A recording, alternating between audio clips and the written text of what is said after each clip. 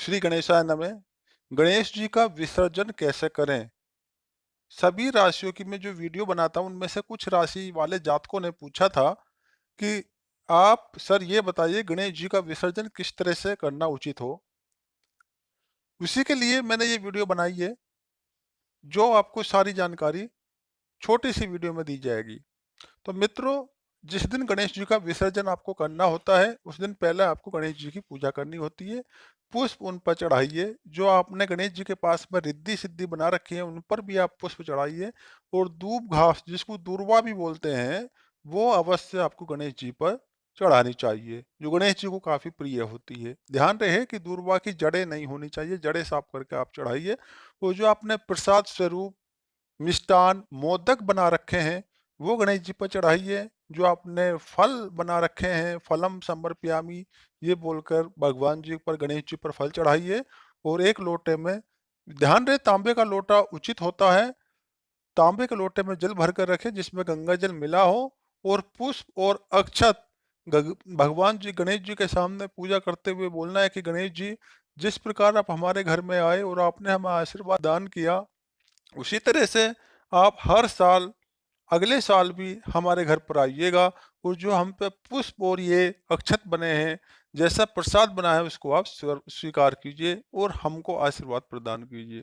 तो ये पहले अवश्य आपको पूजा करनी होगी, ध्यान करना होगा। विसर्जन से पहले की विधि बता रहा हूँ मैं। उसी दिन, जिस दिन आपको विसर्जन करना है उस दिन ही ये आपको जो कार्य है करना है। उसके बाद में जब कोई आगंतुक हमारे घर में आ जाता है और उसको हम विदा करते हैं तो कुछ हम उसको मिठाई देते हैं, मिष्ठान देते हैं। तो उसी को ध्यान में रखते हुए आपको किसी लाल कपड़े में, अगर आप गणेश जी को बाहर विसर्जित करते हैं तो उसमें आपको कुछ मेवे, जिनको ड्राई फ्रूट्स भी हम बोलते हैं, वो बांध देना चाहिए। बांधकर उनको गणेश जी के हाथ में बांध दीजिए। और अगर आप घर पर ही विसर्जन कर रहे हैं तो उसके लिए बांधना जरूरी नहीं है, उसके लिए आप ऐसे ही प्रवाहित कीजिए। उसके बाद जो गणेश जी आपने बना रखे हैं, रिद्धि सिद्धि बैठा रखी है, जल आपने रख रखा है, तो उनको अपनी जगह से थोड़ा हिला दीजिए। जिसको बोलते हैं कि हमने गणेश जी को विसर्जन करने के लिए यहाँ से हमने मूवमेंट करा दिया है उनका। उसके बाद में आपको गणेश जी को किसी पटरे पर बैठाकर, ध्यान रहे कि उस पटरे पर बैठाकर आप विसर्जन करने के लिए नदी तक ले जाए। और अगर आप घर में ही विसर्जन कर रहे हैं तो एक बर्तन में जल लीजिए, उसमें आपको गंगाजल मिलाना है, थोड़ा सा सिंदूर मिलाना है, हल्दी मिलानी है, अक्षत मिलाने हैं। और उसके बाद में पुष्प भी आपको उसमें डाल लेने हैं। जल इतना भर लीजिए कि जो गणेश जी की प्रतिमा आपने रख रखी है वो पूरी तरह से उसके अंदर आ जाए। उसके बाद में फिर आपको आरती उतारनी है गणेश जी की। जय गणेश जय गणेश जय गणेश देवा, ये आरती तो सभी लोग जानते होंगे। ये आरती गणेश जी की उतारिए। गणेश जी की आरती उतारने के बाद में प्रार्थना कीजिए कि गणपति बाप्पा, जो हमसे भूल चूक हुई है उसको क्षमा करो, और जैसे भी पूजा हुई है उसको स्वीकार करें और आशीर्वाद प्रदान करें। उसके बाद गणेश जी को आपको दोनों हाथों से बड़े सजग भाव से उठा लेना है। और उठा लेने के बाद में एकदम प्रतिमा आपको जल में नहीं छोड़ देनी है। ध्यान रहे, अगर आपने पोटली बनाई है तो आप अगर बाहर ले जा रहे हैं विसर्जन के लिए तो आप पोटली रख दीजिए, अन्यथा आप यहीं पर रखिए और उनको ऐसे ही डाल दीजिए। तो गणेश जी को पहले आपको 3 डुबकी लगवानी होती है। अगर आपको जल में विसर्जित करते हैं अपने घर पे तो एकदम ही नहीं छोड़ देना है, जैसे नहलाते हैं उस प्रकार से 3 डुबकी गणेश जी को जल में लगवाइए। लगाने के बाद में फिर आप उनको इसी प्रकार जल में छोड़ दीजिए। और उसमें जो आपने ड्राई फ्रूट्स, अगर आपने नहीं बांधे हैं, घर में विसर्जन करते, तो वो भी उसके अंदर डाल दीजिए। अगर आपकी मिट्टी की बनी हुई है गणेश जी की मूर्ति, तो वो 1-2 दिन में उसमें घुल जाएगी। और जब घुल जाए तो उस जल को आप गमले में, पेड़ पौधे में सिला सकते हैं। लेकिन ध्यान रहे मित्रों, तुलसी जी में कभी भी वो जल आपको नहीं सिलाना है। और ऐसी जगह नहीं डालना है जहां पर किसी के पैर पड़ते हो, जैसे कि खुले में डाल दिया, है ना, तो ऐसी जगह भी नहीं डालना है। अब प्रश्न ये उठता है कि जो हमने सामग्री चढ़ाई है उन सामग्रियों का हम क्या करें। तो जो आपने फल चढ़ाए हैं, मिष्ठान चढ़ाए हैं, उसको आप लीजिए। और लेने के बाद में आप उनको अपने परिवारजनों में, सदस्यों में प्रसाद स्वरूप बांट दीजिए।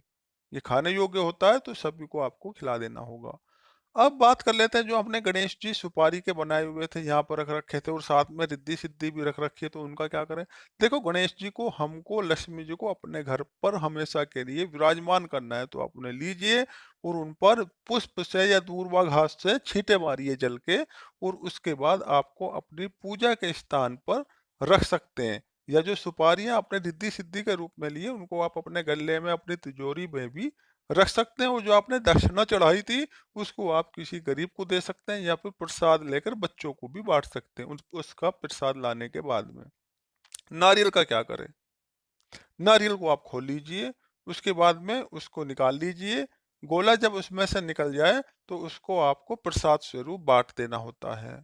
जो जल आपने भर के रखा था, तो पत्तों को निकाल के अलग रख दीजिए चौकी पर, और उसमें जो जल है उससे पहले छींटे यहाँ पर दीजिए, और उसके बाद में अपने पूरे घर के हर कोने में छींटा लगाइए। जल पवित्र होता है ये, और इससे जो नकारात्मक शक्तियाँ होती है वो भी दूर भागती है। तो इसका छिड़काव, इसको अपने घर के कोने पे छिड़कना होगा, और कोनों में छिड़कने के बाद में जो इसके अंदर आपने कुछ चीजें, सिक्का हो गया या सुपारी होगी डाल रखी है, उसको आप पूजा के स्थान पर रखिए या फिर अपने गले में रख सकते हैं। जल को आपको सिला देना है। जल सिलाते वक्त ये ध्यान रखें कि तुलसी का पौधे में ये जल भी ना सिलाएं। उसके बाद में जो पत्ते वगैरह रखे हुए होते हैं उनको आप एक जगह एकत्रित कर लीजिए, ये नहीं कि इधर उधर फेंकने हैं। जितना भी सामान, चावल वगैरह, आपने पुष्प वगैरह जो भी चढ़ाए हैं, एक प्लेट लीजिए और उसमें आपको ये सब इकट्ठे कर लेने हैं, और इकट्ठे करने के बाद में कहीं पर आपको ये सिला देने किसी पेड़ के नीचे, जहाँ पर ये खाद के रूप में काम आए। तो मित्रों, इस वीडियो में इतना ही। धन्यवाद।